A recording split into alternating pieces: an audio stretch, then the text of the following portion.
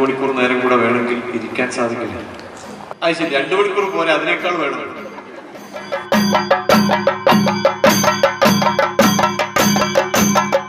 ശാന്തിയും സമാധാനവും നമ്മുടെ നാട്ടിൽ നിലനിൽക്കണം. ഒപ്പം വരും തലമുറയെ കൂടി കണക്കിലെടുത്തുകൊണ്ടുള്ള വികസന സങ്കല്പത്തിൻ്റെ പ്രയോഗവൽക്കരണവും നടക്കണം. ഇത് രണ്ടും സാധ്യമാകുന്ന കർമ്മ പദ്ധതികളാണ് NDA ജനങ്ങളുടെ മുമ്പാകെ വയ്ക്കുന്നത്. വികസനം എന്നുള്ളത് വരും തലമുറകൾക്ക് കൂടി വേണ്ടിയുള്ളതാകണം. അതാണ് നമ്മളെ സംബന്ധിച്ചിടത്തോളം സുസ്ഥിര വികസനം. ജനങ്ങൾ പരസ്പര സാഹോദര്യത്തോടെ പരസ്പര സഹകരണത്തോടെ ജീവിക്കുന്ന ഒരു സാമൂഹ്യ അന്തരീക്ഷം കൂടി നമുക്ക് ഉണ്ടാക്കിയെടുക്കാൻ കഴിയും. അതിന് ഏതറ്റം വരെ പോകണമെങ്കിലും NDA എന്നുള്ള നിലയ്ക്ക് രാഷ്ട്രീയ സംവിധാനം അതിന് തയ്യാറാണ്. As a candidate myself is ready for that up to any extent.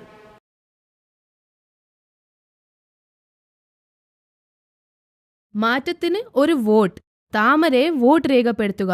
BJPക്ക് vote ചെയ്യുക. സദാനന്ദ മാസ്റ്ററെ വിജയിപ്പിക്കുക.